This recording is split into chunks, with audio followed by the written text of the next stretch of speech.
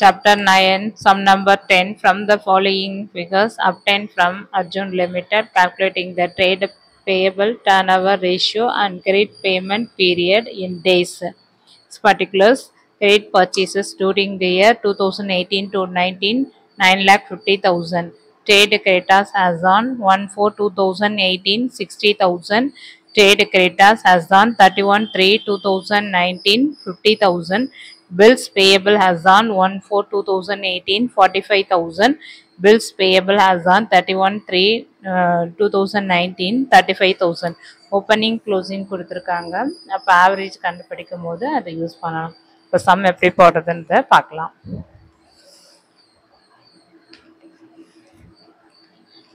Chapter 9ல் sum number 10 trade payable turnover ratio equal to net credit purchases divided by average trade payable.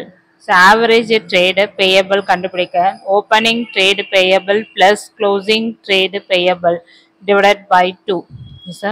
Opening trade பேயபிளில் உங்களுக்கு 60,000 plus 45,000. 60,000 total டேட்டாஸ் bills payable ரெண்டுமே வரும்.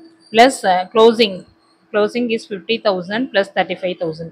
60,000 plus 45,000 plus 50,000 plus 35,000 divided by 2.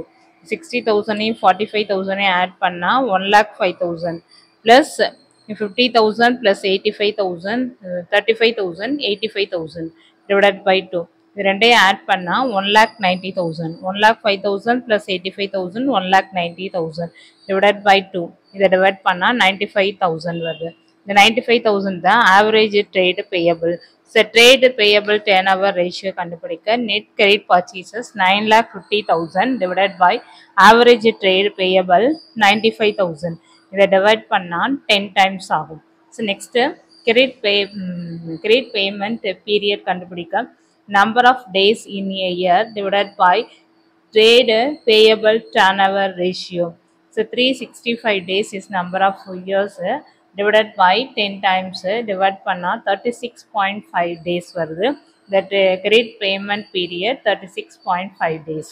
இந்த some இதோட முடியுது. இந்த சேனலை சப்ஸ்கிரைப் பண்ணுங்கள், லைக் பண்ணுங்கள், ஷேர் பண்ணுங்கள். தேங்க்யூ.